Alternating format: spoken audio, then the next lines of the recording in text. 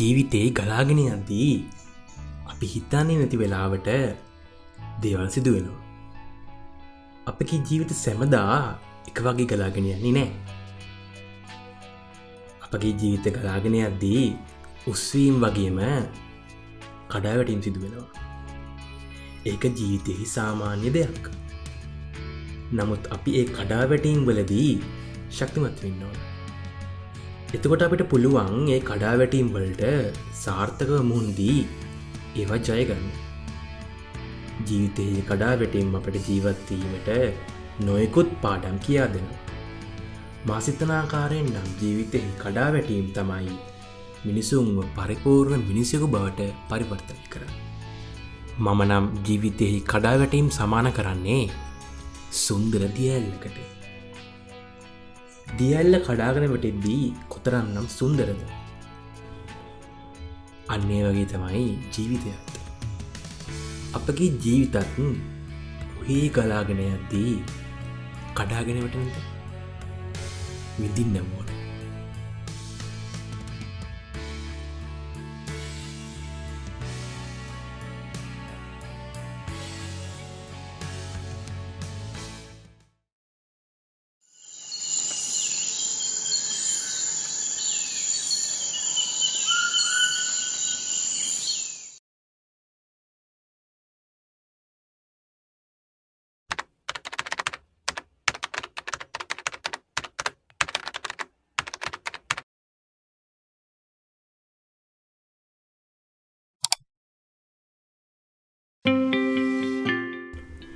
දියලුමැල්ල යනු ශ්‍රී ලංකාවෙහි දෙවනුවට උසින් වැඩිම දියැල්ල වන අතර එය දෙවෙනි වන්නේ බබරකඳ දියැල්ලට පමණි.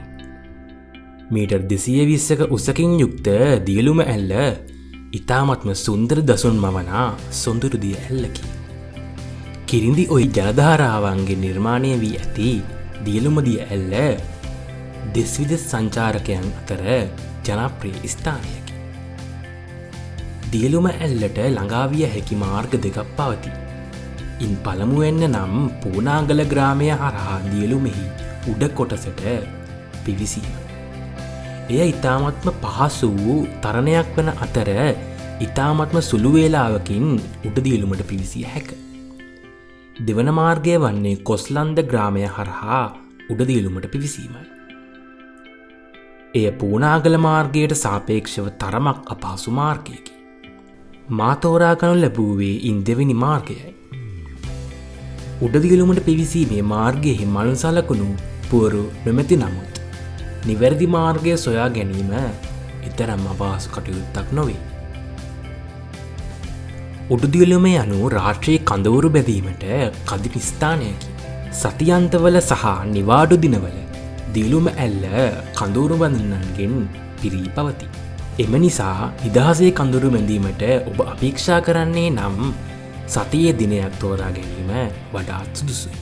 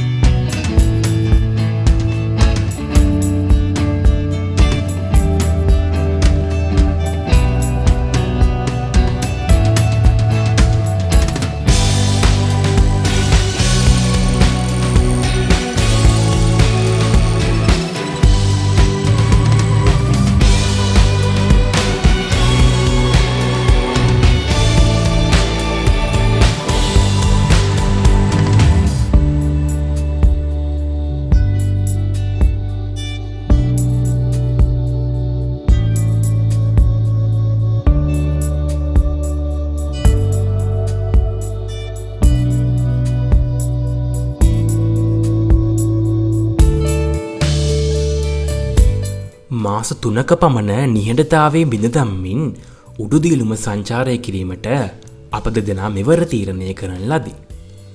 කොරෝනාව නිසා නිවසටම වී සිටින්නට සිදු වුණ නිසා මේ සංචාරයෙන් අප දෙදෙනා අපේක්ෂා කරන ලද්දේ අපගේ මානසික තත්ත්වය මදක් නිරවුල් කර ගැනීමයි.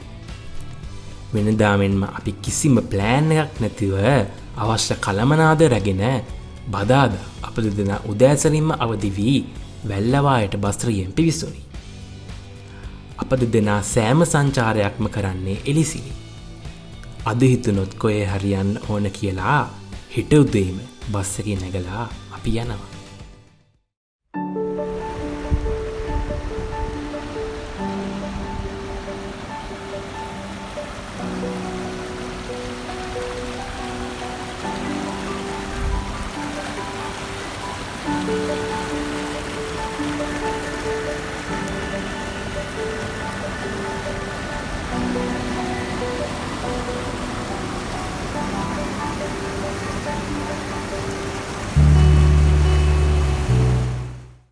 කෙසේ හෝ මිතුවක් කල් උඩදියලුම රාත්‍රී කඳවුරු බැඳීමට අපට නොහැකිවීමට හේතුවක් තිබුණා.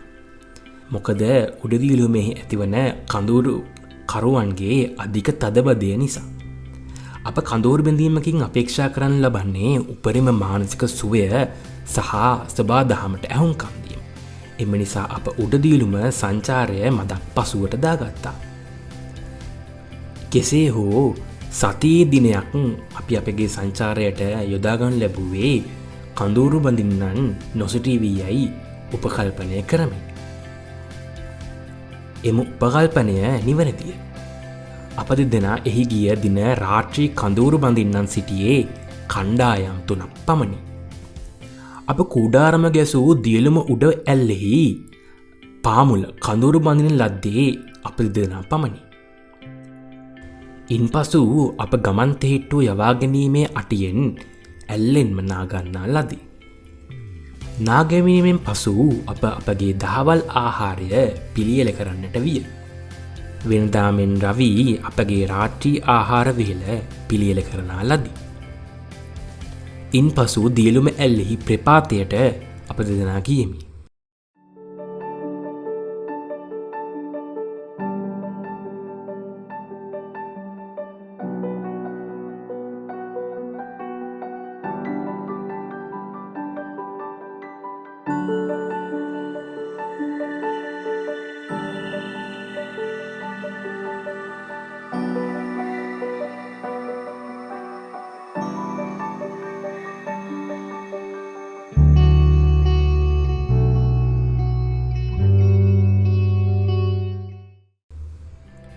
දියලුම ඇල්ලෙහි ප්‍රපාතය යනුවෙන් මා අදහස් කරනු ලැබුවේ දිය ඇල්ල වැටීම පටන් ගන්නා ස්ථානය.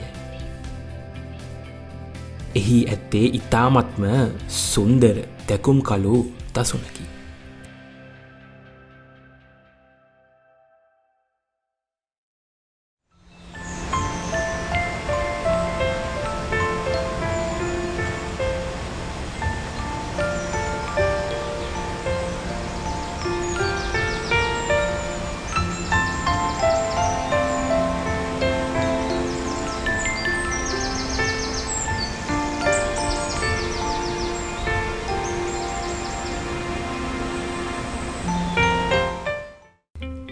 ඈතින් කඳුවලට ඉර එළිය වැටිලා ඒව ඉර එළියෙන් දිලිසෙනවා. ඒ ඉතාමත්ම සුන්දර දසුනකි. අප දෙදෙනා එහි හවස 6:00 පමණ වන තෙක් සිටියෙමු.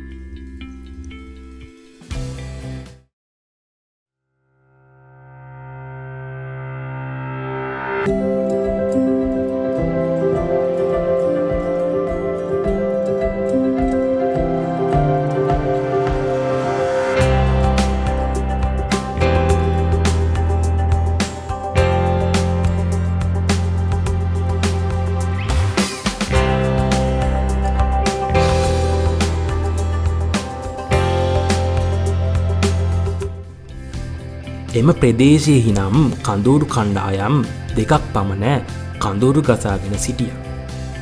ඉන්පසු අපගේ කූඩාරම් වෙතට ගොස් මුතු පළසක් බඳු වූ තරු ආසයරට වී යාන්තමින් පෙන්න දියකොමලී දිස බලා සිටියා. එය ඉතාමත්ම සුන්දර හෝරා කිහිපයක්. ඉන් පසු රවී රාත්‍රී ආහාරය අපගේ ලිපෙහි පිසගන්නා ලද. එම ආහාරයට ගෙන ගිනිමැලය ළඟ මොහොතක් ගතකොට ඉන් පසු 9 මාරට පමණ අප දෙදෙනා ගින්දට පිවිසුණි.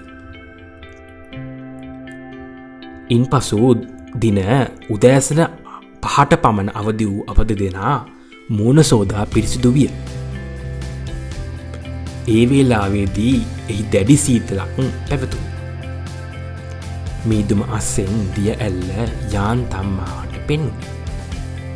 උදෑසන උඩදියලුමෙහි පරිසර වෙනස් වීම ඉතාමත්ම පුදුම එළවන සුළිය. රවී තේසාදා එය පානය කොට නැවතත් දියලුම ඇල්ලෙහි ප්‍රපාතය වෙතට ගිය අප දෙදෙනා එහි දිය වැටෙන ස්ථානයෙන් නාගන්නා ලදී.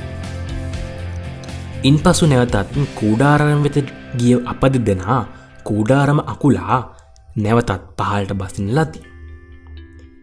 ඉන් පසු හපුතලේ වැල්ලවාය බස් රථයකට නැගී අප දෙදෙනා නැවතත් නිවස බලා යනු ලැබුවේ නොමියන මතකයන් රාශියක් අපගේ මතක පොත තුළ සටහන් කරමිනි. උඩදියලුම වර්තමානයේදී බොහෝ සෙයින් අපවිට්ට කර ඇති බවට එහි ගිය අප දෙදෙනාට දකින්නට ලැබුණි. අප පහට පුළුවන් අයුරින් එම අපද්‍රව්‍ය වලින් කොටසක් යලි පහළට එන විට රැගෙන ඒවට කටයුතු කළෙමු. ඔබ රටට ආදරය කරන්නේ නම් එසේ සිදු කරන මෙන් මා ඉල්ලා සිටිමි.